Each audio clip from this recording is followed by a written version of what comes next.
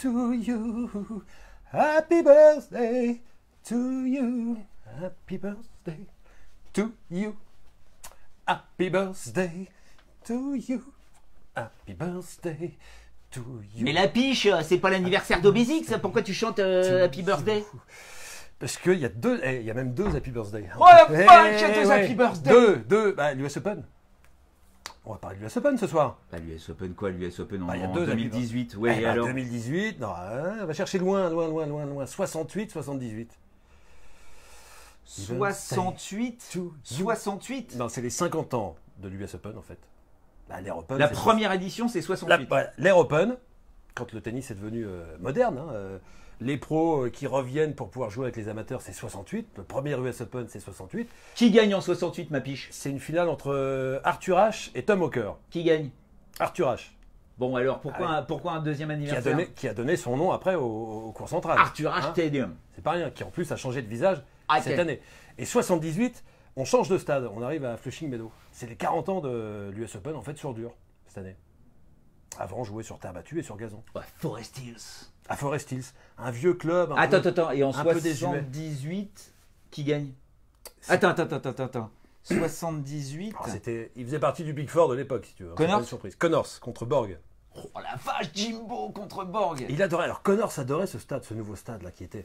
C'était énorme. C'était le gigantisme américain. C'était gigantesque. Ça faisait 15 000 spectateurs à l'époque. C'était assez rare. Hein. 15 000, 20 000 places. C'était dingue. Et c'était une sorte de chapiteau d'acier. Il y a Bruno qui dit la piche is back. Oui, bonjour à tous. Alors le problème de la Ouais. piche, c'est qu'il fait 2,15 m. C'est un peu le Karlovic du journalisme. Donc comme je fais 1,2 m, C'est pas vrai ça. il y a son saille. Il y a son saille. C'est plutôt ça. Oui, bon, enfin, on y va. Bon, Ouais. Les loulous, attention, Métanix, grosse concentration. Alors, j'ai vu que vous posez des questions. Où est Obésix? Obésix Oui, dort la pilule. Il se dort la pilule, ok? Il fait l'otarie sur une plage. Donc là, bien évidemment, bon, on laisse se reposer. Mais il va revenir vite, vous inquiétez pas, il va revenir. Bon, toujours est-il que là, on y va, c'est parti. US Open 2018. Et à la fin, on va essayer de pas trop dépasser, mais à la fin, on se fait un petit truc Coupe Davis. Ah oui, c'est tellement bordel. Ah ouais, non mais là il faut en parler. C'est génial. Faut Ça vous fait tenir génial. au courant. Faut vous C'est tenir au génial. courant. Allez, on y va. Génial. Alors, on y Allez. va. Alors, on rappelle que ça commence la nuit prochaine, heure française. Demain Hein, 17h. bon, pour les Français, donc 17h. Avec le haut du tableau mecs et filles. D'accord? Donc, on va commencer avec les Nadal et notamment le fameux Stan Grigor. Le remake de Wimb. Alors, ma piche, t'y crois ou pas au Grigor? Ou au Stan? Alors moi j'ai mis des post-it partout, de toute façon, chez moi. Arrêtez de croire en Dimitrov, parce qu'à chaque fois de toute façon qu'il fait un truc bien, t'as remarqué, hein, il arrive jamais à confirmer après. Hein. Non. Hein, jamais. Il gagne le Masters l'année dernière très bien, il gagne à Cincinnati, bon voilà, ça il a fait une bonne fin de saison. Ah bah, énorme! 2017, mais derrière il n'y a rien. 2014 il est en demi à Wimbledon, sa première grosse perf en Grand Chelem, derrière il a du mal à confirmer. Les années passent, hein, celui qu'on appelait Baby Federer il y a quelques années a quand même énormément de mal à confirmer, et je le vois quand même pas perdre tous les 15 jours au premier tour en Grand Chelem, là, c'est bon. Hein. Donc Il tu s'est vois fait avoir. Grigor? Ah non, il s'est fait avoir en 4-7 par Wawrinka à Wimbledon, là, franchement. Là. Bon, Non, mais parce que- non, mais là, imagine, il perd au premier tour. Demain, c'est le premier match en plus, hein. 17h, heure de Paris. Ah, 11h. Arnaud dit Stan, c'est sûr. C'est qui la piche? Igor. Bah, Igor c'est qui- Icard. c'est qui, la Igor? piche? Mais la piche, Il y a Grégory Carras qui regarde. il est là, Greg. Génial. Salut mon Greg. La piche, c'est, si vous voulez, c'est la légende capillaire du journalisme. Voilà. Donc, Voilà. Igor, C'est-à-dire que surpris. c'est- Igor c'est- Bogdanov, là, c'est bon. Quoi. Celui-là, vous l'oubliez. Et puis, alors, au niveau. Vous pouvez poser n'importe question sur l'histoire du tennis, il connaît par cœur. Alors, j'ai vu passer, Dimitrov, il a fait quelque chose cet été. Non, il a rien fait. Stan a regagné des matchs. C'est vrai qu'il a repris confiance. Il a bien joué. Il y a eu un bon match contre Il a bien joué, Nadal. il a bien joué. Bon, il a failli passer à la trappe. Il a eu de la chance contre Pourquoi tu te Kyrgios. colles à moi comme ça, là? Non, mais regarde, tu peux t'écarter un peu. Arrête de te coller, tu me fais peur. Borcadre. Ouais, pas trop non plus. Non, il a eu de la chance contre Kyrgios à Cincy. Après, contre Fucsovic, il est quand même pas loin de perdre non plus. Mais bon, globalement, c'est positif. C'était positif. Mais tu le vois pas passer contre Dimitrov. Non, mais là, c'est quand même dur. Et puis Dimitrov, là, ça va. Là, il y a urgence pour Dimitrov. Donc, S'il ne gagne pas des matchs rapidement, là, Dimitrov, c'est Donc- une saison catastrophique. Donc ça, on vous rappelle qu'on est sur la partie basse du haut de tableau, d'accord? C'est Ouais. le Grigor Dimitrov, Mais tête de de toute façon- série de toute façon, numéro 8, qui va jouer contre Stan. Le mec qui va sortir vainqueur entre Dimitrov et Wawrinka, il perdra 2 tours plus tard contre Raonic. Attends, il y a Titinage tout de suite, Medvedev, un mot. Alors, on en a parlé avec la Medvedev, piche. un mot, Volkov. Attends, je vous donne quand même le vrai nom de la piche, parce que si jamais ça vous intéresse quand même. Ah, c'est Julien Pichenet. P-I-C-H-E-N-E. On est d'accord? Ouais. Hein, bon, ok. Medvedev. Alors, Medvedev, on rappelle, J'adore ce mec. il gagne le premier tournoi de l'année à Sydney. Premier titre. En jouant très bien. Et là, il vient de gagner à Winston-Salem en ne perdant pas un set. C'est le plus français des Russes. Hein. Et en faisant, mais alors quasiment, t'as l'impression que c'était rafter. Quoi. Le mec a fait que du service volé, de la volée. 13 montées au filet en finale contre Johnson. 12 volets réussis. Enfin, 12 réussis. Donc c'est quasiment du 100% Parce de que réussite. Johnson, il balance des patates. Hein. Ouais, non, mais il a des volets réflexes de Medvedev. Des trucs. Il perd pas un set de la semaine. Est-ce que tu imagines que Daniil Medvedev Non, l'enchaînement peut aller assez loin vu qu'il va jouer, logiquement, Shapovalov au deuxième tour? C'est chapeau? Non, c'est. Non, Tsitsipas. Tsitsipas. Tsitsipas au deuxième tour. Ah, bah, vu que ça, c'est des matchs particuliers parce que c'est des mecs qui ont quasiment le même âge. Ils ont 2 ans d'écart tous les deux. Medvedev est de 96 et Tsitsipas de 98. Il y a toujours un peu une question d'orgueil dans ces trucs-là. Comme l'année dernière, un peu entre Koric et Zverev. Pareil. Ouais, non, c'est compliqué. C'est compliqué. Je vous rappelle que là, il y a des deuxièmes tours de dingue. Hein. Non, mais c'est fou. Il y a des... Quel tableau? Alors, on parle pas de Nadal-Ferrer, parce que bon, même si j'adore le pouls. Non, mais j'ai un truc. Non. Quoi? Non, mais d'accord, Nadal fait aucun état d'âme. C'est vrai que l'autre jour, il joue à Tsitsipas le jour de ses 20 ans. Non, mais qu'est-ce que tu vas me sortir là? Peut-être qu'à un moment. T'imagines pas un 6-2, 6-2, 6-1? Non, à un moment, il va peut-être cafouiller Nadal. C'est-à-dire, bon, il sait que c'est peut-être le dernier grand chelem de David Ferrer. Bon, c'est la piche, c'est un romantique. Hein. C'est un romantique. Non, mais il y aura peut-être un 7-5 ou peut-être une paire de 7. Ok, d'accord. Je dis pas le 4-7. Ah, ouais. D'accord, mais bon, Nadal ne peut pas perdre. Ah non, jamais. Mais Ferrer, pourquoi pas aller arracher un 7 pour son dernier grand chelem. Je regarde toutes vos questions, un petit les loulous. Attention, Anderson. Il passera sans problème Tsitsipas. Passe contre Medvedev, oui, parce que Medvedev, dans l'enchaînement, il n'a jamais prouvé pour l'instant qu'il pouvait enchaîner 2 semaines de suite en jouant bien. Il y a un moment où il va coincer physiquement, même s'il n'a pas beaucoup usé. Il a dit en plus qu'au début de Winston-Salem, il était crevé, donc j'imagine pas à la fin comment il l'avait. Mais qui ça? Medvedev, il a dit après son premier match, il était crevé. Attends, mais je le connais par cœur, le Daniil, je peux te dire, il raconte tout le temps qu'il est crevé. Il faut pas croire ce qu'il dit. C'est vrai qu'il a souvent l'air crevé. Mais il a tout le temps l'air crevé. Regarde Rublev, t'as l'impression qu'il est né dans une crypte et qu'il est jamais sorti. C'est pas le même jeu. Donc, Medvedev, il a un truc à la Volkov avec une technique. T'as l'impression qu'il n'était pas là au début à l'école de tennis et qu'il a chopé le truc en cours et qu'il a fait lui-même sa petite tambouille. Il est fabuleux. Ils sont à fond sur Medvedev. David Fournier, Medvedev, son revers qu'il prend derrière lui est vraiment atypique. Et le coup droit pince à sucre, alors, il est comment? C'est dingo. Mais vous savez que son sponsor principal attitré au niveau de la raquette, c'est Technifibre. J'ai le droit de citer des marques ou pas? Mais tu l'as interviewé aussi, toi? Ouais, je le connais par cœur. Je l'ai amené sur le toit du. Il parle bien français. De l'O2 Arena pour le Master. C'était génial, on s'est éclaté. C'est un mec super sympa. Un peu fou. Mais Technifibre est très emmerdé parce qu'effectivement, quand tu veux faire des photos pour mettre en avant un petit peu ta vitrine, ben, il est pas beau, quoi. Quand il joue, si tu veux, on n'est pas dans l'élégance. C'est toujours un peu tentaculaire, l'histoire. Oui, mais le mec est fort. Non, Benoît, alors c'est un peu alambic. Il y a du beau dans le moche, parfois. C'est vrai. Non, il peut y avoir du beau dans le moche. Djoko Rafa en finale. Attends, Yacine, on y arrive aux favoris. Bon, on y va. On essaye de construire un peu l'histoire, d'accord? Ça, c'est les matchs de demain, là, déjà. On parle de cette partie haut du tableau puisque ce sont les matchs de demain. Donc on a Nadal, Ferrer, ok. Non, mais Nadal, c'est. Alors, Nadal, on y est passé. Nadal, il n'a pas joué un mec du top 20 à l'US depuis 2013. Est-ce que tu vois. Putain. Non, mais ce serait bien. Alors, c'est pas de sa faute, hein. Lui, il prend ce qui vient. Il n'a pas joué un top 20 depuis 2013. La finale de 2013. Est-ce qu'il a joué tous les tournois aussi? Non, il joue pas. Non, mais 2014, 2015, 2016, 2017, si, il a tous les ans. Il n'a pas joué un mec du top 20 à l'US Open depuis 2013, c'est pas de sa faute. Je suis pas en train de faire le procès de Rafael Nadal, mais ce serait juste bien, à un moment ou à un autre, avant la fin de sa carrière, à l'US, qui recroise à l'US Open un mec du top 20, juste pour voir ce que ça donne. On rappelle que le mec a quand même gagné l'US Open, on va prendre Djokovic en finale, il est là, quoi. L'année dernière, c'est vrai que ça avait fait beaucoup jaser, ça. Il bat Anderson, 32e en finale, bon voilà. On aimerait bien le voir face à un top 10 même aussi à l'US. Attends, j'ai un petit truc sur Coric. Oui, il n'a pas joué en 2014. Coric, les loulous, moi Coric. Alors, non, logiquement, je le vois au 3e tour, on était à peu près d'accord. Contre Tsitsipas. Non, oui, Tsitsipas. Mais c'est vrai qu'il y a une espèce de folie sur Tsitsipas qui s'est bien reposé, qui je pense est dans une une montée mentale qui va lui permettre d'arriver au moins, je pense, pour moi, en 8e de finale dans cette partie haute du tableau contre Del Potro. Et j'aimerais voir ce Tsitsipas Del Potro en 8e de finale. Oui, même si Del Potro. Après, Del Potro, on ne sait pas. Mais bon, un tableau marrant. Non, mais il a Murray, il a Kudla, il a Berrettini, il a Young, il a Donald Young. Attention, non.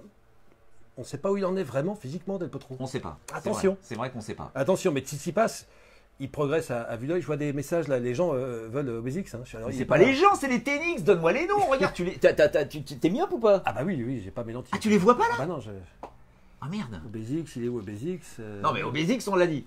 Nadal Del Potro en demi. Attendez. Ah ouais, non, bon. Mais attendez, non mais la première semaine va être géniale. Il y a ces minettes partout. Est-ce que tu vois Nadal Kachanov au 3e tour? Oui, avec déjà le 6-3, 6-2, 6-4, on va tout exciter en début de match et on va s'endormir tous avant la fin du premier set. Est-ce que tu vois Nadal en 8e avec Kyle Moon qui arrive jusqu'en 8e? Non, Jack Sock va se réveiller. Tu vois Jack Sock faire quelque chose? Il y a un moment, il faudrait qu'il fasse quelque chose. Ouais. C'est une catastrophe là. D'accord, ok. Imaginons. Moi, je vois Nadal et Moon. Ouais. Mais je ne vois pas comment Nadal ne peut pas être en quart. Après, en quart, logiquement. Un remake de la finale de l'an passé. On est d'accord. T'es d'accord? J'en ai peur. C'est pas un grand souvenir. Hein. Avec un Dominic Thiem qui traîne là-dedans. Mais j'y crois pas, même s'il a fait 3 fois un 8e de finale à l'US Open. Saison terminée pour Thiem. Je pense que Johnson jouera Anderson en 8e de finale. Et Shapovalov, on l'enterre alors.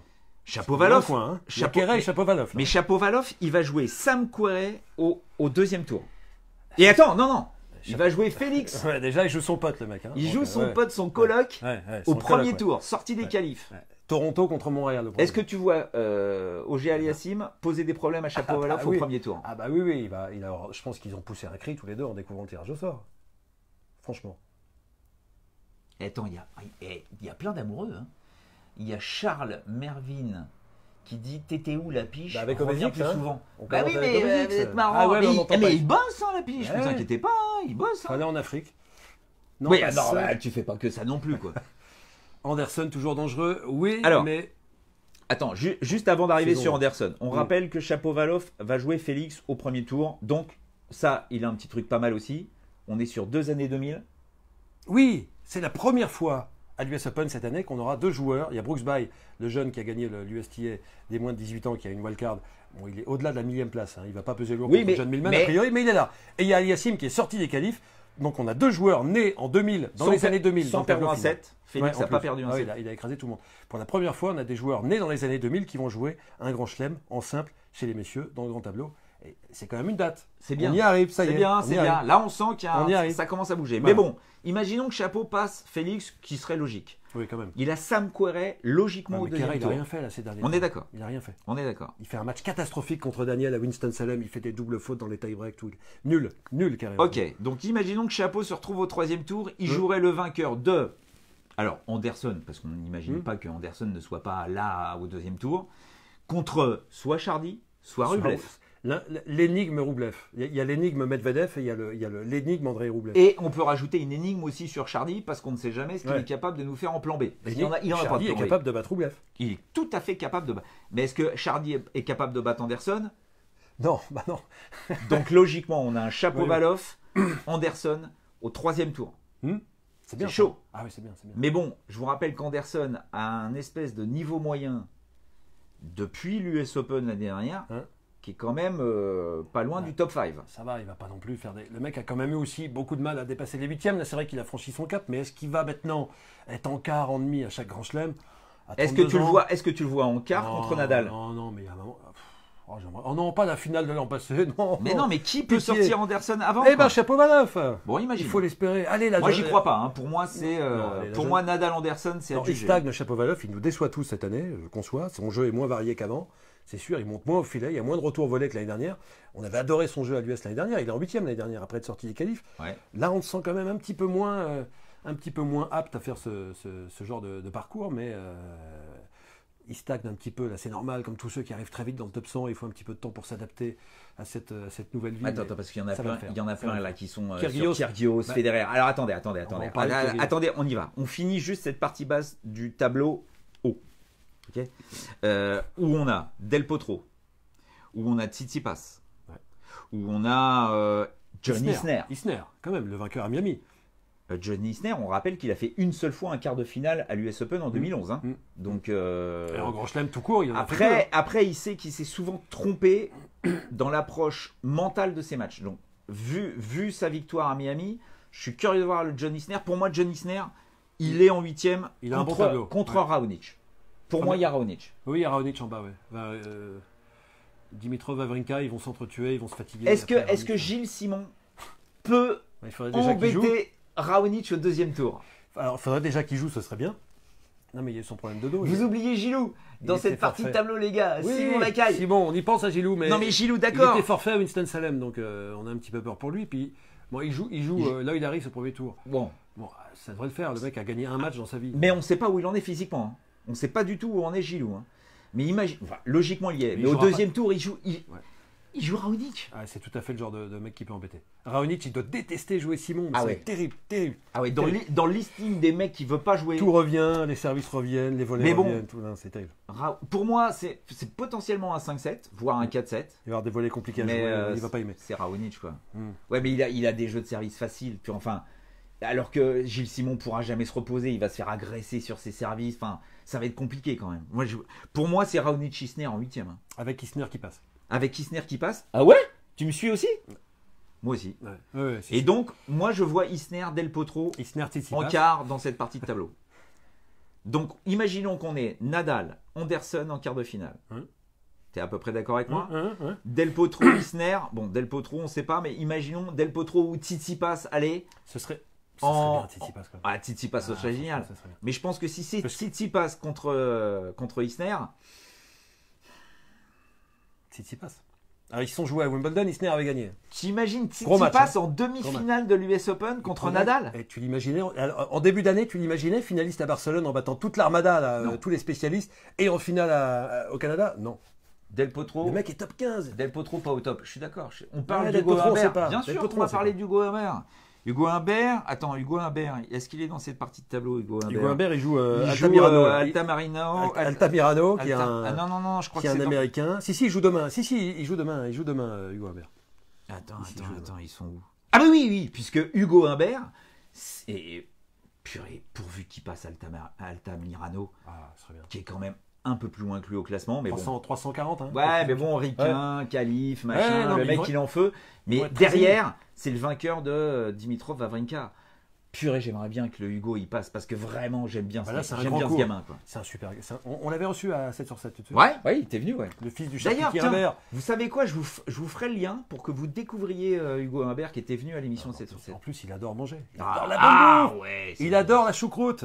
Bon. C'est forcément un bon Enfin, gars. Hugo Il est Humbert. fin comme ça, hein, mais bon. Ok, d'accord, mais bon, battre Dimitrov. Non, mais là, pour l'expérience. Mais pour l'expérience, c'est parfait. Le mec, il y a un an, personne ne savait qui c'était. De toute façon, Hugo Humbert, voilà, c'est, il faut imaginer une tige d'1m90 quasiment, très fin, qui prend du muscle un petit peu comme Zverev, hein, qui travaille énormément pour justement s'épaissir, mais pas trop, parce que sinon ça va gêner aussi la façon de jouer, donc il faut vraiment calculer tout ça. Et Hugo Humbert, là, est en train de passer des paliers extraordinaires, c'est-à-dire qu'il a gagné son premier challenger, il passe ses premières qualifs dans un grand chelem, il va jouer son premier tableau final. Enfin voilà, le gamin est là et s'approche du top 100. Et il vient de fêter ses 20 ans. Très modeste, très humble, un profil un peu atypique. On avait discuté avec lui là, 7 sur 7 avant. Il n'est pas sur les réseaux sociaux. Non. Il est un petit peu à Il a l'écart rien. de tout ça. C'est pas du tout le gamin qui fait pas.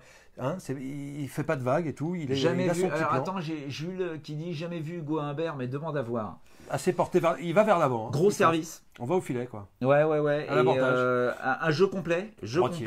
Et Revers dans de la main. tête jusqu'à présent, il y croyait pas trop. Tu vois, il se disait, souvenez-vous au Moselle Open l'an dernier.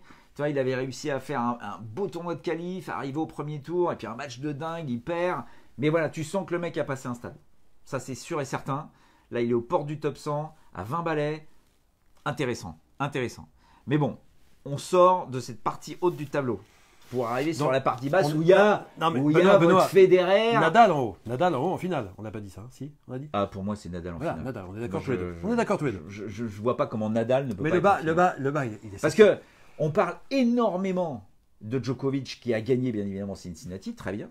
Mais s'il y a une surface qui se rapproche plus de l'US Open sur les Masters 1000 précédemment sur l'été américain, c'est Toronto. Et Nadal a gagné Toronto. Mais c'était un petit peu avant, donc on en parle moins. Et on a un petit peu oublié. Attention, Mmh. Nadal pour moi, Nadal n'est pas absent de la finale cette année. Pour moi, c'est un tremblement de terre s'il n'y est pas. Je suis d'accord. Ok, on est sur la partie Mais basse. on n'a rien contre les tremblements de terre et les surprises. On se plante peut-être totalement. Moutet, Nicolas Brunel, Moutet.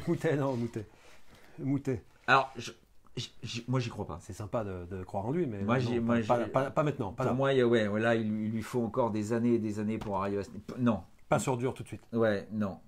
Il y a trop de carences. Il y a trop de failles mentales. Il n'aurait pas passé les qualifs comme Humbert. Hein. Il a eu une wildcard, lui, je suis pas sûr qu'il aurait franchi les qualifs. Je sais pas. Non, vraiment, pour moi, il est pas prêt. Ah, j'adore, tout le monde parle de Kyrgios, Jean-François. Alors on y va, on s'occupe pas du haut, on va tout de suite sur cette partie de tableau Benoît, où il y a, le tableau, attention, il est génial. où il y a, je rappelle dans cette partie toute basse, hein, il y a Djokovic, Gasquet, j'espère que, putain Borgneux, putain, le Richie, s'il te plaît Richie, même avec ta coupe peroxydée là. Ah non, il va l'enlever ça, non? Ah mais non, mais tu peux pas l'enlever, mais tu rigoles quoi. Mais non, jusque quand mais il tape la balle, il s'entraîne, il est encore peroxydé de nez. D'ailleurs, les Américains, ils comprennent pas d'ailleurs, ils nous posent des questions sur les coiffeurs. Ils nous disent, mais pourquoi vous avez Benoît Paire, il est violet? Et pourquoi vous avez le Richie, il est tout jaune, il est pelé comme la garrigue? Il y a comme une mode là. Qu'est-ce qui se passe? Mais bon, je vous rappelle que Gasquet va jouer Sugita au premier tour. Ouais. Même Gasquet un peu blessé, je pense qu'il peut passer Sugita. Sugita, il gagne plus un match. Hein. Donc derrière, il a Djere ou Leonardo Mayer. Là, attention. Mayer l'avait battu l'année dernière. Leonardo Mayer peut être le mec qui peut faire chier Gasquet. Pardon, embêter Gasquet. Et après, on arrive au troisième tour. Et là, le Richie, j'aimerais que le Richie passe pour arriver sur Djokovic. Bon, après, je vous le dis tout de suite, pour moi, j'y crois pas. Pour moi, Djokovic, il a de la chance au tirage au sort cette année, Gasquet. Hein. Le teckel pelé, dit Patrice. Mais le teckel, non, il n'est pas trop teckel quand même. Il a des belles jambes, le Richie. Bon, d'accord, on finit. Hein. Donc, on dit, pour moi, Djoko Gasquet au troisième tour, c'est jouable pour toi. Mais ça peut être Djoko Mayer. Hein. Non, pardon, Djoko Mayer. Ah oui, non, mais Leonardo Mayer a très bien joué. Ah, tu ne vois pas Gasquet, demi-finaliste à l'US Open en 2013 Non, tu n'y crois pas. Non, il a pas. Non, là, il est trop juste. Il n'a pas encore gagné de match sur dur. De toute façon, tu as un Français qui a gagné un match sur dur, toi Humbert en challenger. Alors, il y a... On parlera de mon fils après. Combien... tout le monde parle de Kyrgios. Les gens veulent Kyrgios là. Ok. Vous voulez Kyrgios? Donc on descend. Et là on arrive sur Carreno Busta, Lucas Pouille. Bah pour moi c'est le match qu'on aurait logiquement au troisième tour. Et pour moi ça s'arrête pour Lucas Pouille. Hein. Ah oui. Et je sais même pas s'il arrivera au troisième tour. Donc pour moi je vois Djoko, Carreno Busta en huitième de finale. Et après on descend, il y a Fognini. Ouais. Quelle partie de tableau là. Attention à Fabio. Il y a Fabio, il y a Chung, il y a Kyrgios et en bas il y a Federer. Et là on en a parlé avec ma piche et je peux vous dire que Kyrgios ne pense qu'à une chose, c'est jouer la night session au troisième tour. Il choisit ses matchs contre Federer. On sait qu'il choisit ses matchs, il n'en avait rien à faire, rien à foutre de jouer Kudla l'autre jour à Cincinnati au premier tour. Jouer Del Potro, ça l'intéressait un peu plus en huitième là, mais Del Potro il prend une pause de 8 minutes avant le troisième set. Il sort du match, il perd alors qu'il était peut-être un petit peu au-dessus, qu'il avait l'occasion de battre Del Potro. Quand il joue Federer, on sait qu'à chaque fois, il y a des tie-breaks ou presque. Hein. Ouais. À chaque fois. Federer, je pense qu'il s'il devait faire la shortlist des 3 joueurs qu'il voulait absolument pas affronter en première semaine, il y aurait eu Kyrgios dedans. Sûr. Federer a dû avoir un petit coup de flip quand il a vu le tableau. Et il a regardé le tableau. Je peux même te dire que si tu dois rajouter un nom sur sa shortlist, il y a Benoît Paire. Surtout après leur match à deux. Et logiquement, je vous rappelle que Benoît Paire, où il en est celui-là, on ne sait pas, mais ça peut être un Benoît Paire Federer au deuxième tour. Et ne sous-estimons pas Nishioka, que Federer va jouer au premier tour, qui a une rupture des ligaments croisés l'année dernière, qui est un bon joueur gaucher japonais. Ouais, bon, enfin, alors, si Federer il perd contre Nishioka non, mais ça fait pas partie des premiers tours les plus non, aisés, c'est pas le plus simple. Les plus tranquilles. Et on rappelle que Federer... Kyrgios, c'est une marionnette qui a dit ça, là. Attends, mais bon. Est-ce que tu attires les foules mais attends, moi je ne suis pas Kyrgios. Mais Kyrgios ne tiendra pas 5-7 parce qu'il y aura que 3-7. 7-6, 7-6, 7-5. C'est très compliqué. je peux vous dire que ce match... Alors, je ne sais pas s'il regarde les tableaux, mais je peux... Federer, mais Kyrgios le sait. Hein. Kyrgios, il sait que lui, il a Federer au troisième tour. Federer regarde tout le tableau. C'est obligatoire. Et pas seulement sa partie de tableau, il regarde la partie de tableau. De tout le monde. Tout. Si. Donc ça veut dire que Federer, il a Nishioka premier tour. Il a potentiellement Benoît Paire au deuxième tour. Il a ensuite Kyrgios au troisième tour. Contre qui il peut perdre des sets, laisser pas mal de nervosité, d'influx, etc. Énorme. Même si mais il peut perdre. Et il peut perdre, mais ça peut être un 7-5 au 5e ou quelque chose d'un peu stressant. On est Qui d'accord. laisse des traces. Et après, on va avoir soit Fognini, soit Chung. Alors là, je pense que là, Federer respire. C'est-à-dire que, bon, c'est des joueurs qui il peut les manœuvrer à l'US Open, en night session, puisque je ne vois pas pourquoi Federer ne jouerait pas en night session, comme d'habitude. Donc logiquement, je pense... Ah, tu le vois jouer tous ces matchs en night session, premier tour, deuxième tour. Mais comme tous les ans. Bah, c'est obligé. Ou peut-être un jour où il ne fera pas trop chaud. Il y a Djoko dans la partie aussi. Ouais, Djoko, ils en ont rien à foutre. De Djoko, ils le feront jouer à 14h, en plein milieu de cagnard, il n'y a aucun problème. Nadal aussi, s'il faut, il n'y a pas de problème. Zverev, lui, il va jouer sur le grandstand ou le cours 2. Hein. On est d'accord. Mais toujours est-il que vous étiez comme des dingues sur Federer et Kyrgios. Ouais. Je ne sais pas. Ce serait samedi soir. Hein. Ce serait samedi soir. Et je ne sais pas si Federer passe Kyrgios. Je me pose la question. Federer ne m'a pas du tout rassuré sur ses pré-matchs de l'US Open. Bah, à Cincinnati, en finale, il est décevant. C'est vrai que dans les deuxième, troisième coups de raquette, à chaque fois, il y a souvent la faute. Il s'est fait breaker alors que ça lui était pas très nerveux à Cincinnati. Très nerveux. Un peu de précipitation, un petit peu de backlash par moment. Alors c'est terrible de dire ça. Hein. Il y a Dams qui dit meilleur joueur de tous les temps. La piche aime la coupe de Kyrgios en fait. Non, alors non, pas du tout. Non, il n'est pas du tout comme ça. Non, je le trouve extraordinaire parce que c'est un joueur avec qui on s'ennuie jamais. Il n'y a pas deux points qui se ressemblent dans un match de Kyrgios. C'est un mec qui réinvente le tennis à sa manière. Mais je vous avoue que je vois, alors vous me connaissez au niveau pronostic, mais moi je vois Federer aller en quart contre Djokovic. Bah, c'est le match que tout le monde attend. Et là, je ne vois pas Federer passer Djokovic. Tu vois passer Djoko, toi ce serait une surprise. Parce que pour moi, Djoko, en fait... On en avait souvent parlé avec Obésix et j'en ai parlé avec Lapiche aussi. On est sur un Djoko qui, pour l'instant, n'est pas dans la mode. J'attaque et j'essaye de prendre des risques. 3 points gagnants par match. Et vas-y, et je renvoie. Il nous fait une Wozniacki, mais puissance Djokovic. Ça veut dire qu'à un moment ou à un autre, un mec qui n'est pas prêt à accepter un combat qui peut durer 5 heures, 6 heures, il ne tiendra pas. Et je ne sais pas si Federer, vu l'influx qu'il va laisser sur ses premiers tours, sera capable de tenir contre Djoko. Entre Kyrgios et Federer, vous êtes très partagés. C'est dingo, vous ne savez pas. C'est du 50-50. Et tu sais, toi non, c'est pour ça que samedi soir, on sera tous à regarder le match, parce que ça va être un... Pourvu qu'il y ait... Ah non, oui, parce que si c'est Bambry contre Federer, non, là, on regarde pas. On aura notre samedi soir pour faire autre chose. Mais Kyrgios ne gagnera pas un grand chelem. Peu importe, on verra. C'est pas grave. Mais alors, si Kyrgios... Non, mais moi, j'ai une question à vous poser à tous. Si Kyrgios passe contre Federer et qu'il y a Kyrgios... Djokovic en quart de finale, sachant que Djokovic n'a jamais pris un seul set à Kyrgios en 2 matchs. Jamais. Alors, imaginez aussi. Non, oui, mais on a tellement rêvé de Kyrgios depuis le départ. Ouais, alors s'il y a un tournoi sur lequel... Si Julien Varlet nous regarde, il doit être dingue. Il doit être dingue. Mais si Kyrgios a un endroit dans lequel il est comme un dingue, c'est que c'est l'US Open. L'US Open, c'est la folie, ça hurle, c'est la ville dans laquelle il voudrait exploser. Alors, est-ce qu'il, pour moi, j'y crois pas. Tu te souviens de ce qu'il avait dit il y a 2 ans, Kyrgios? Si je gagne le tournoi, j'arrête le tennis. Pourquoi Roger a repris son ancienne raquette, Valentin? Son ancienne raquette? C'est-à-dire, qu'est-ce que t'appelles son ancienne raquette? L'ancien Tami? Ça, c'est pas possible. Hein. Tout de suite. Hein. Il n'est pas sur l'ancienne raquette. Hein. C'est une marionnette, le Kyrgios. Vous êtes 2 à avoir dit ça. Ouais, mais... J'aimerais bien être une marionnette, moi, comme lui. Mais pour moi... 30e mondial. Pour moi, attention, Federer aussi. On se rend pas compte, mais... Et la piche arrête la fiction. Il l'a dit sans arrêt. Qu'il n'est... Il n'a pas gagné depuis 2008. Hein, à 10 ans. 10 ans. Hein. Et il a dit qu'il faudrait un miracle pour qu'il arrive à gagner. Et je pense qu'il est capable de créer le miracle jusqu'en quart de finale contre Djokovic. Mais après, Jérémy Kyrgios est capable de battre n'importe qui. Évidemment, il l'a déjà prouvé. Il a battu les 4 membres du Big Four. Voilà, évidemment. Donc, on est d'accord que... Enfin, on est d'accord. Personne n'est d'accord parce que cette partie de tableau basse, là, elle est complètement dingue.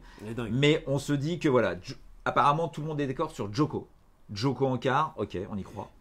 Mais qui en face? Alors, Djokovic, Federer, son premier tour contre Fucsovic, d'accord, il va gagner en 4-7, 3-7, c'est pas de problème. Mais j'aime bien cette affiche. Ouais. Martin Fucsovic, le Hongrois, qui joue à plat, qui a un très bon jeu. Il jouera Sandgren au 2e tour, je pense. Ouais. Sandgren, il a été blessé longtemps là. Donc, après, on espère Gasquet au 3e tour. Et puis après, Carreno. On ne sait pas. Alors, ok, vous êtes sur Cilic. Ok, on remonte cette partie basse du tableau. Où on a Marin Cilic. Il y a des moments d'absence, Cilic, parfois aussi. On a Marin Cilic. On a Marin Cilic.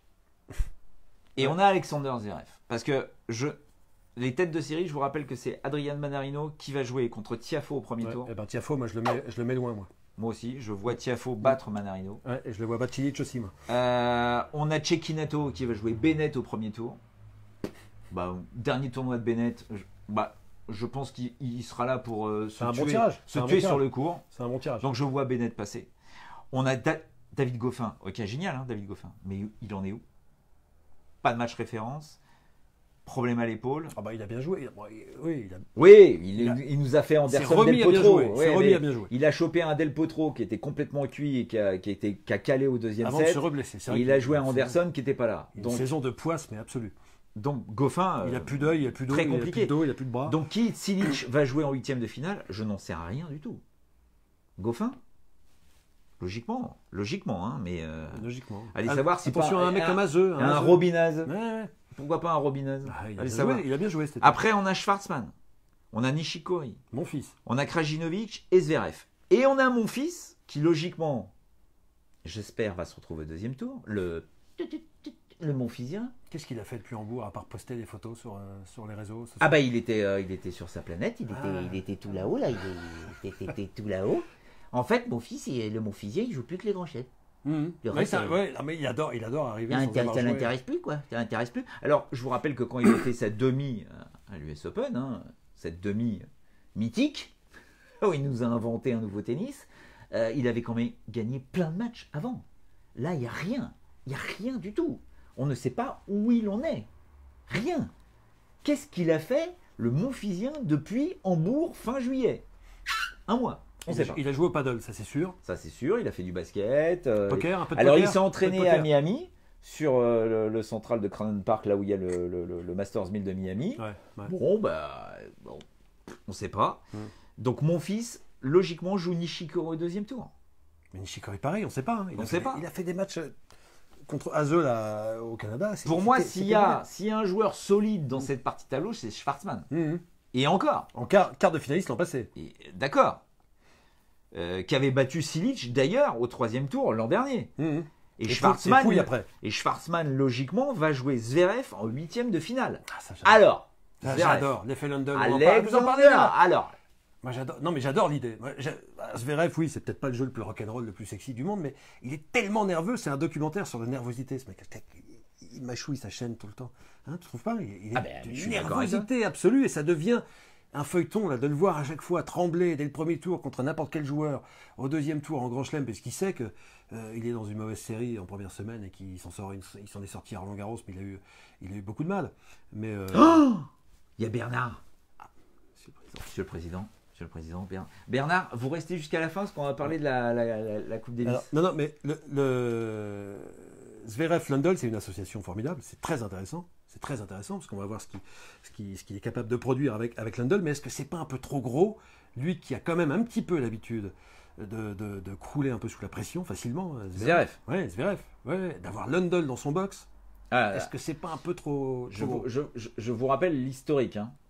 Lendl arrête avec Murray parce qu'il en a marre d'être sur le circuit et qu'il veut s'occuper. C'est une pige, on est d'accord. Il va pas rester tout le temps avec Zverev. Pour l'instant, c'est une pige. Mais tout dépend de ce qui va se passer. Mais toujours est-il qu'ils se sont reniflés au mois de juillet. Ils se sont mis d'accord là récemment pour cette US Open. Pourquoi Zverev va chercher Lendl? Toujours la même histoire, parce qu'il y a blocage sur un tournoi Grand Chelem. Exactement ce qu'a fait Andy Murray. Murray, il y avait blocage en finale. Zverev, il y a blocage au deuxième tour. Non, pas au deuxième tour, au troisième tour. Allez, troisième tour. Enfin, toujours est-il qu'il y a blocage. Pourquoi? Parce que tout d'un coup, Zverev se fait une montagne de ses rendez-vous des tournois du Grand Chelem au meilleur des 5-7. Et il n'arrive pas à gérer cette pression où, pour lui, pour Alexander Zverev, s'il doit devenir un joueur extraordinaire, il faut qu'il gagne un tournoi du Grand Chelem. Il en a parlé avec Federer, souvent, et Federer lui dit « Attends, mais moi, à ton âge, je n'avais pas gagné de tournoi Grand Chelem. » Ils sont pressés. Attends quoi? Attends un peu. Attends que j'arrête ma carrière, il lui a dit. Non, mais attends, sérieusement. On se rend pas compte de l'impatience de ces gamins qui veulent à tout prix faire la différence. Et si Lendl peut aider Zverev là-dedans, c'est justement sur la façon d'aborder les tournois Grand Chelem. Ce qu'il a fait avec Murray pour aborder les finales de tournois Grand Chelem. Lendl connaît très très bien. Il y a Mme Roche-Beaubois qui vient de m'indiquer qu'on était à 19h35. On est mal, on n'a pas parlé des filles. C'est une surprise chez les filles. Donc, Zverev, s'il y a un tournoi où on s'imagine qu'il va nous refaire un quart de finale, comme à Roland, c'est là. Enfin, l'année dernière, il arrivait à Est-ce que tu le vois arriver en quart? C'est-à-dire battre Schwarzman? Bah oui, non, mais je le vois aller beaucoup plus loin que ça. Si jamais Ah ouais, tu le vois battre Cilic en quart de finale? Alors Cilic, déjà, il faut qu'il arrive en quart, excuse-moi. Non, mais c'est pas fait. Non, mais déjà, au premier tour, il joue Kopil qui a failli le battre, ou qui lui a posé énormément de problèmes à Cincinnati, d'accord, là, c'est le format 5-7, c'est l'US. Cilic. C'est un tournoi qu'il a gagné. Oui, d'accord, mais il y a Tiafoe, il y a des mecs dangereux dans cette partie de tableau. Il y a Goffin, attention, oui, Zverev peut battre Cilic. Les deux derniers tournois, Rafa, on en a parlé, les deux derniers tournois du Grand Chelem sur dur, l'Open d'Australie et l'US Open, Cilic il est pas mauvais quand même. Je te parle pas de Wimbledon d'avant en plus où il fait finale. Le dernier US Open, si, il est mauvais parce qu'il arrive à court de forme et il perd. Oui, mais il est fracassé. Mais bon, il est là quoi. Oui, mais Zverev peut aller très très loin. Pourquoi pas? Mais il faut qu'il y ait ce déblocage là des premiers tours parce que c'est là qu'il flippe. Philippe Maury et Stan. Philippe, t'es en décalage horaire ou quoi? Ouais, on a parlé du tableau. Alors, tu reprendras l'émission, tu la regarderas en replay. Ouais. Mais toujours est-il que non, Zverev. Non, mais c'est aussi. Tu vois Zverev en demi-finale? Oui, parce que j'ai envie de changement aussi. Allez, la jeunesse, là, on y va. Les mecs nés en 88, 87, 86, ça va. Ça fait 12 ans qu'on sort les mêmes noms. Allez, les jeunes, là. Chapovalov, Tsitsipas, Zverev en demi. Du changement, des tremblements de terre. Mais oui, la jeunesse, en avant. Attends, il y a Anne-Laure qui dit avec le tirage au sort, je vois Goffin. Oui, Anne-Laure, mais Goffin, on ne sait même pas s'il voit clair. Là. Et puis Goffin, attention, Goffin. Cilic avec son mental de 8, non, il a un bon mental, Cilic. Est-ce qu'on a le Goffin qui a gagné Shenzhen, Tokyo l'an dernier, plus la finale au Masters? Non, on en est très loin du Goffin de cette époque-là. Oui. Donc, arriver en quart ou en demi d'un tournoi Grand Chelem, il faut des matchs, il faut des victoires, il faut une référence. Sinon, vous ne pouvez pas y arriver. C'est pour ça que Lapiche voit Zverev, je vois Cilic. Je vois Cilic en demi-finale dans cette partie de tableau. Mais toi, c'est la raison, moi, c'est le rêve. Hein.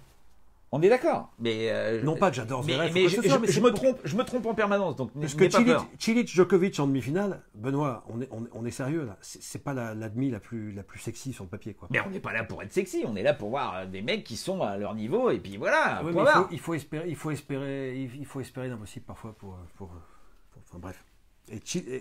Non mais tu verras. Je regarde ce que vous faites, hein, mais on ne peut pas réagir sur Murray les gars, il joue d'accord ce premier tour, il passera et puis après il va le fatiguer. Alors Murray, on n'est jamais à l'abri d'un abandon ou d'un forfait avec lui. Alors attends, j'ai vu finale Djoko Nadal pour Thomas Van Hoff, pour Jean-Paul Dereo, aucun suspense. Nathan nous rappelle à juste titre que Cilic a perdu contre Guido Pella au deuxième tour, alors que toi et Julien Varlet, vous le voyez quand même aller en finale, vous gagnez le tournoi. Oui, mais comme Kvitova, je la vois tout le temps en finale et elle perd tout le temps au premier tour. Murray, non, on oublie. Vraiment, je confirme Benoît. Je confirme tout le temps. Merci Dan. Son dernier bon pronostic à Benoît. Je crois que c'était quand Arthur H a gagné. Arthur H 68. Ouais, je crois que c'est les 50 ans du dernier bon prono. Michel arrête avec Cilic. Ok, d'accord. Mais bon, je vous rappelle que Cilic a quand même gagné en 2014. C'est pas non plus n'importe qui. C'est animal, on l'appelle plus comme ça maintenant. Non, c'est. Il faudrait qu'il regagne encore quelques matchs. C'est Stan Pet. Tu vois, on est plus dans l'animal domestique. Mais il revient. Nolé gagne le tournoi sûr. Qui abandonne le premier entre Nishikori et Gasquet. Oh non, les gars, Douglas, c'était dur. Les deux en même temps. Pour votre outsider alors. Bah, outsider, moi j'en ai pas. Outsider, Tsitsipas. Ah bah si, Tsitsipas. Ah bah si. Non mais tu me parles, là, outsider, ça veut dire on est sur un vainqueur potentiel du tournoi du Grand Chelem. Tu mets Tsitsipas. Mais tu crois qu'il est là pourquoi Tsitsipas? Je n'y crois pas du tout. Sur un outsider. Mais tu crois qu'il est là pourquoi? Quelle est la dernière surprise d'un vainqueur à l'US Open? Vas-y, sors-moi un nom. Il n'y a jamais eu énormément de surprises parce que à part Cilic, Del Potro et Wawrinka, j'en oublie peut-être un, mais il n'y a que eu des joueurs au palmarès qui ont été à un moment numéro 1 mondial au classement ATP. Ok, d'accord. Il y a eu très peu de surprises. Donc on a Djokovic, Nadal en finale. Ok. Pour moi, c'est une évidence. C'est possible. Donc Djokovic, Nadal en finale. Mort de rire, Tsitsipas outsider, Cédric. Salut Cédric. Voilà. Tsitsipas gagnera à un moment ou à un autre l'US Open. Est-ce que tu es d'accord sur un Djokovic, Nadal en finale? Oui. Ok, Djokovic, Nadal en finale, il se passe quoi? 11 ans que c'est les mêmes trucs, je sais pas. Ah, purée, bon sang de bois, il le mérite. Donc s'ils sont en finale, qu'est-ce qui se passe? Là, on aura peut-être une finale en 5-7. Ce serait bien d'ailleurs. On refera un live Facebook pour la finale. Et pourquoi pas un gros match en 5-7? Oui, mais non. Mais ne raconte pas. Ah, qui gagne? Non, on dit rien. On se revoit. On attend la première semaine au moins. Sinon, ça. Et non, là, on se dépêche. Les filles. On n'a pas fait les filles et on n'a pas fait la Davis Cup parce qu'il y a des trucs énormes. La Coupe Davis, pardon, les filles. Simona Halep, peut-être de Cyril Morune, elle est favorite. Alors, Ah ouais. alors, tout de suite, pour les Françaises. D'accord, on rappelle que pour les Françaises, elles sont toutes dans la partie basse du tableau. On a Caroline Garcia qui va jouer Johanna Konta au premier tour. Celle qui vient de mettre 1-0 à Williams là. Oh là là. Ouais, bon, enfin, non, mais Williams, elle jouait Ouais. pas. Enfin, Williams. Ouais. On va peut-être l'appeler Alain Delon maintenant. On va l'appeler Serena Delon. Ou Alain Williams. Non mais c'est vrai, c'est dans le Elle time. parle à la troisième personne. Dans le time, elle dit ah oui non mais si je suis là c'est pour gagner, c'est pas Serena de. Non, si elle est là. Si elle est là, C'est pour gagner. c'est pour gagner. Serena. Serena ne vient pas dans un tournoi si elle n'est pas là pour gagner. C'est Serena. Voilà. Serena, on n'est plus dans le jeu, on est dans le Serena. C'est Serena Delon. C'est comme ça. Mais alors, je voulais que je vous dise, la Serena pour moi, elle dépasse pas la première semaine. Non. On n'est jamais à la Mais fin bon, d'un forfait comme à Roland Garros. on est sur les Françaises. Donc Caroline Garcia, Johanna Konta. Pourquoi pas? Non, c'est dur. C'est un gros. Déjà, premier c'est tour. dur. C'est un gros premier tour. Après, elle pourrait jouer il y a Puig. Kiki. Il y a Kiki qui est Non, pas mais loin. attends. Garcia pourrait jouer Puig Puig. contre laquelle elle a perdu la semaine dernière à New Haven. Ouais, Ok. bon. Elle arrive au troisième tour. Troisième tour à la Suarez Navarro, Qui vient de faire finale. qui vient de faire finale. Je ne vois pas Garcia arriver en huitième de finale. Et Mladé, elle est là, Kiki. Hein. Kiki, elle est dans la même partie de tableau. Que Donc Suarez. Kiki, elle va jouer, logiquement, si elle passe le premier tour, balançons de l'eau bénite sur New York, elle passe le premier tour. Elle arrive sur Suarez Navarro. Ben, je ne la vois pas passer. C'est pénible. Je peux vous dire que C'est pénible. Kiki Mladenovic, à l'heure actuelle, n'a pas de service. Donc, il se passe quoi? Pour moi, elle ne passe pas. Et alors, Garcia Suarez Navarro, c'est pas mal comme troisième. Pauline Parmentier va jouer Madison Keys au Oui, premier alors tour. là, c'est un exploit si elle s'impose. Non, c'est un exploit. Et Alizé Cornet. Alizé Cornet, elle joue. Alizé Cornet, parce qu'on Larson. n'en parle jamais d'Alizé. Ah là, tu te fais chier, toi, dégage, fais un temps. Mais on a parlé que d'elle cet été avec son petit Rackstad. Alizé Cornet. Ouais. La pleureuse. Oh, elle joue Larson. Alors, Ça va. Larson, elle passe. Kerber après. Kerber. Kerber, c'est pas fou ce qu'elle a fait cet été. Hein. Oh ouais. C'est maintenant qu'il faut la Non, prendre. elle a juste gagné Wimbledon. Non, mais après Wimbledon, je sais pas. Elle a gagné Aux l'US. États-Unis. Elle a gagné l'US Open en 2016. Non, mais Oui. Kerber. Ah oui, mais depuis Wim, elle a fait quoi? Kerber. Ouais, mais enfin, parce qu'elle est digérée, oui. oui. Enfin bon. Donc, dans cette partie de tableau, parce qu'il n'y a plus d'autres françaises. Hein. Stop, terminé. Ouais, mais il y a du dangereux là. Dans cette partie basse du tableau, Il y a Ostapenko. pour moi, je vois Ostapenko en quart de finale Ouais. Il y a Osaka, il y a Kerber. contre Kerber.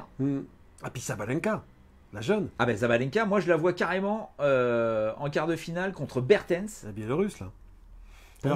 Pour moi, Bertens va en demi-finale contre Kerber.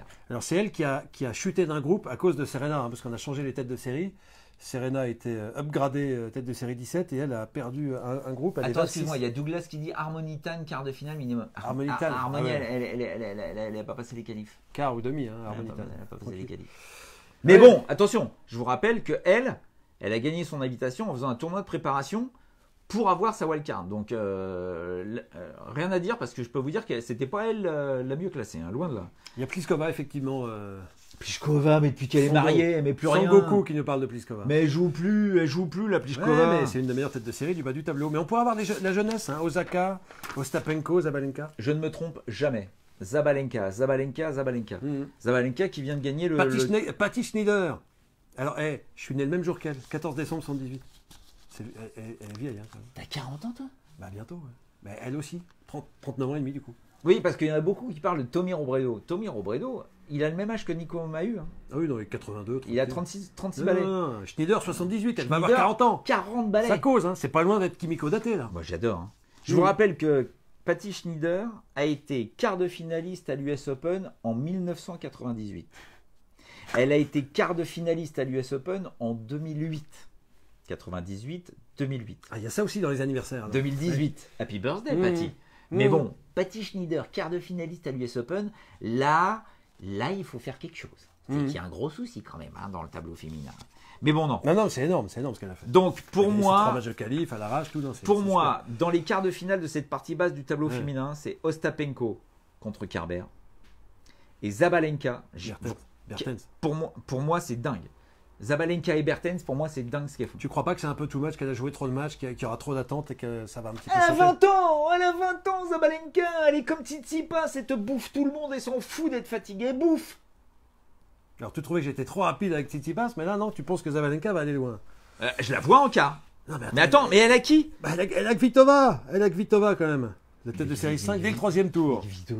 Ah bah écoute, je t'en prie, il faut y aller. Non, mais soyons dingues. Je mets Zabalenka qui bat Kvitova au 3e tour, si elle y arrive. Et Osaka, Et derrière, je la vois battre Kasatkina, parce que Kasatkina extraordinaire, mais bon, on l'a plus vu depuis pas mal de temps. Et Naomi Osaka, la japonaise, là, qui, J'y crois pas du tout. qui joue très bien sur dur, non?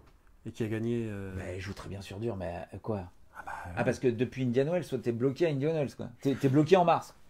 Non, mais l'année dernière, elle a été très dure à battre à l'US Open. Olivier Delettre, bonjour. Bravo Olivier. Olivier, ton équipe de France.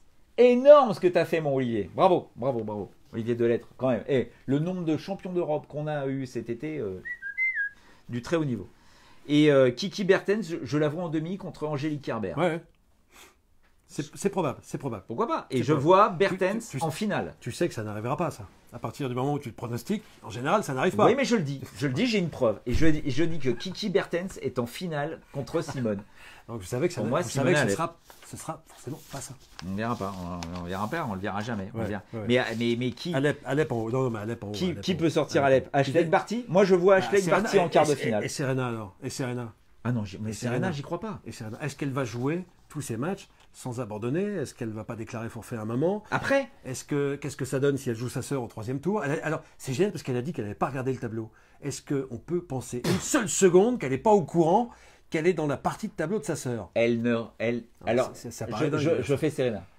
Elle ne regarde pas le tableau. Serena se voit plus haut que tout ça. Le tennis, c'est rien par rapport à la vie, à Billie Jean King, à tout.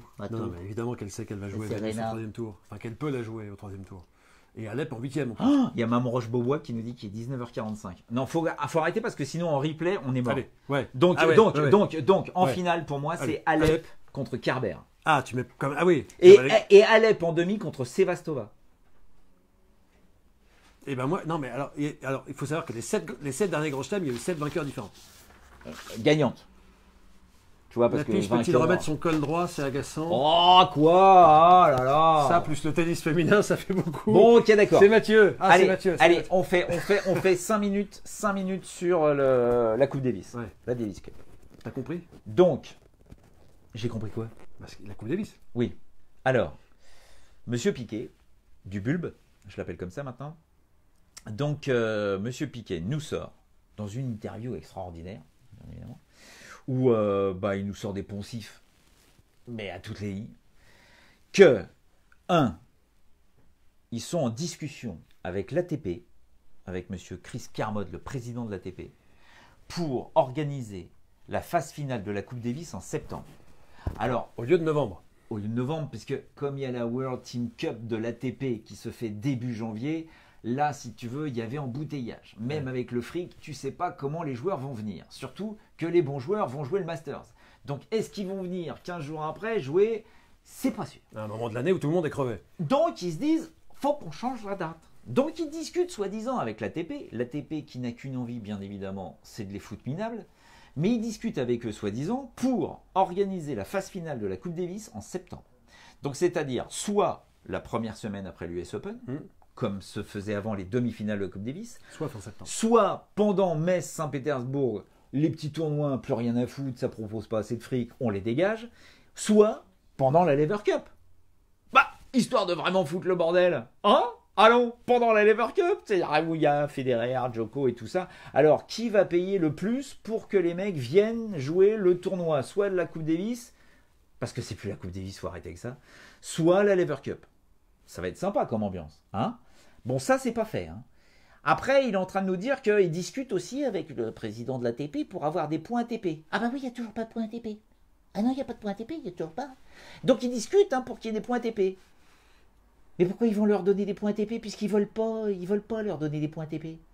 Donc il n'y aura pas de points épais. Ça peut tout changer, ça. Hein. Ah bah oui, ça peut tout Ça changer. peut tout changer. Parce Donc que- on attend. Ça discute. Ça Ouais. discute. C'est bien de discuter maintenant, quand tout a été voté. Et qu'est-ce qu'il y a d'autre? Il y a plein d'autres trucs. Le lieu. Ah, le lieu. Ah oui, c'était Madrid au départ. Là, on ne sait pas si ça va être Madrid, Lille, Istanbul, où il n'y a jamais eu une seule bonne ambiance. Il suffit Istanbul. de regarder le tournoi ATP qui a lieu en avril, c'est une catastrophe. Il y a 3 personnes dans les tribunes. Et c'est vrai. Non mais Faites c'est pas vrai. ça à Istanbul. Et c'est en une plus, catastrophe. économiquement, on sait qu'Istanbul est tout à fait capable de créer un endroit où il va y avoir Une belle salle vide. 18 nations Une belle qui vont salle se vide, jouer. devant des tribunes vides. C'est ça le problème. On ne nous prendrait pas pour des cons quand même, un petit peu, quelque part. Enfin bon. Donc il y a Istanbul, il y a même une autre ville, j'ai vu une autre. Non. Non, aux Il États-Unis. n'y avait non. pas Saint-Pétersbourg aussi? Saint-Pétersbourg. Histoire de genre, Saint-Pétersbourg. on vous prend la semaine, parce qu'il y a Metz, Ah oui, parce qu'il y a le Saint-Pétersbourg la tournoi même semaine. quasiment en même temps, exactement. Donc si Ouais. on se prend Saint-Pétersbourg, les Russes, ils vont aligner. On vous enlève le tournoi, des mais on vous met la roubles, Coupe Davis. mais on vous met la Coupe Davis. Tu vois, enfin, Oui, mais tout ça ça, serait- tout ça ça bougerait, est en très bien construit. Ouais. Tout ça est très très bien construit. Et écoute, je crois qu'on a fait le tour. Non, hein. mais on- Tout en disant, bien évidemment, qu'il sait qu'au bout de 2 ou 3 ans, puisqu'ils ils ne veulent pas toucher à la Coupe Davis, là, c'est tellement une histoire, machin, et il sait que les joueurs sont très fiers de participer à cette Coupe Davis. Bah, on attend la première édition avec impatience, en tout cas. Et, non. et que de toute façon, les joueurs sont d'accord parce qu'ils veulent de plus en plus d'argent. Oui, non, monsieur non, Piquet. Alors, je vous rappelle que si Philippe Chatrier avait dit oui à ce genre de discours, il n'y aurait plus de Roland-Garros. Il n'y aurait plus de joueurs à Roland-Garros. C'était exactement la discussion qu'il y a eu quand il y a eu le WTC, Et les Intervilles. de Les monsieur, Intervilles. et les Qui Intervilles. ressemble un petit peu à la Bah, Lever Cup aujourd'hui. c'est un peu la même chose. Philippe Chatrier, dans les années 70, a dit vous jouez des tournois. Vous ne venez pas jouer à Roland-Garros. C'est pour ça Je que Connors, vous interdis Roland-Garros. pour ça que Connors a été interdit dans Roland-Garros. Et Borg. Et Borg aussi en 77. Donc à un moment, tu as l'impression Donc, il qu'il faisait ça avec les meilleurs, il ouais. découvre l'histoire, mais enfin. Alors Gérard Piquet, bon, je l'excuse, parce que bon, voilà, il est plutôt foot lui. Mais après, tous les autres, tous les présidents de fédération qui ont voté pour, vous ne vous souvenez pas de l'histoire. Vous ne vous souvenez pas de la Coupe du Monde du Grand Chelem, vous ne vous souvenez pas des modifications qu'il y a pu y avoir sur la Fed Cup, qui à chaque fois se sont... D'ailleurs, la Fed Cup, sachez-le, ça y est, allez hop. Donc l'année dernière, c'était le prize money pour le groupe mondial, le groupe 2, c'était à peu près 3 millions de dollars de gains global. Et bien là, l'année prochaine, c'est 7 millions et demi. Allez hop, on multiplie par 2. Et puis on va faire une phase finale avec tout le monde ensemble. Comme tout le monde, le paquet cadeau. Si je peux me permettre, Benoît, en regardant très rapidement, en une phrase, 120 ans, 130 ans d'histoire de tennis, j'espère que ça va continuer. La tradition gagne toujours. Savoir que au début de l'ère Open en 68, par exemple, pendant Roland-Garros 68, il y a un tournoi à Berlin, en plein pendant Roland-Garros, avec plein d'argent. Il y a plein de joueurs qui y vont, Exact. qui jouent pas Roland-Garros pour aller jouer un tournoi. Donc tout le monde se fichait, mais il y avait du fric, donc il fallait y aller. Et finalement, c'est Roland-Garros qui a gagné après, parce qu'il y a eu des combats menés par Philippe Chatrier, entre autres, par d'autres La gens. Coupe du Monde du Grand Chelem a disparu, Pareil, tout ça. le circuit de La tradition, WTC a les disparu. grands chelems ont toujours gagné finalement à long terme. Oh purée! Hop là, ça se casse Oh la la figure. vache, j'ai On est tout, toujours là. j'ai Ça se tout casse. fracassé. Du coup, non, mais voilà, alors peut-être que oui, on essaye, c'est bien de tenter des choses, d'essayer de voir ce qu'on peut faire, modifier, etc. mais non, mais est-ce la que- tradition gagne toujours. Est-ce que tu as vu Et la tradition, c'est les grands chelems. Est-ce que tu as vu le symbole que j'ai fait avec le téléphone qui tombe? Ah, Eh. c'était calculé. Non, c'était pas calculé, mais c'était beau, c'était un beau symbole. Les loulous, mes Ténix, merci encore une fois d'avoir été avec nous. Merci ma piche. Et, C'était bien, c'était cool. Ouais, Parce mais- qu'il était tendu un peu. C'est un peu son premier Mais- tour. mais C'était un le- peu Hugo Humbert. non, mais j'ai pas l'habitude. Mais là, les gens, ils sont Alors, partagés. je réitère mon invitation à monsieur Bernard Giudicelli, le président de la Fédération française de tennis. Si vous êtes toujours là, président, j'aimerais qu'on fasse une interview. Alors live Facebook, je ne sais pas parce qu'il y aurait vraiment beaucoup trop de commentaires, mais voilà, qu'on s'explique, que vraiment vous m'expliquez tous les tenants, les aboutissants, pour voir un petit peu si je peux comprendre le fait que la Fédération française de tennis ait donné ses 12 voix, alors que je vous rappelle que l'Angleterre ne l'a pas fait, que l'Allemagne ne l'a pas fait, que l'Australie ne l'a pas fait. Ça fait beaucoup quand même. Ça fait beaucoup. Et quand on sait que l'Espagne a dit oui alors qu'à la base ils étaient pour le contre de la réforme, que l'Espagne a dit oui parce qu'apparemment Madrid va récupérer les premières phases finales. On attend la décision, ce sera dans un mois. Ce sera le week-end de la demi-finale de Coupe Davis France-Espagne. On nous dira où ça se jouera. Mais apparemment l'Espagne aurait dit oui comme l'Italie aussi pour avoir les droits TV. Enfin, il y a plein En d'histoires gros, comme on ça. sait pas où ni quand en fait. Là. Donc voilà, on ne sait pas. Donc ce serait bien qu'on en sache un peu plus, histoire de se calmer, parce que c'est vrai que bah, tout ça part un petit peu en sucette, quoi. Hein, et on est fan de tennis. C'est le bordel des années 70 un peu là. Et ça nous fait peur.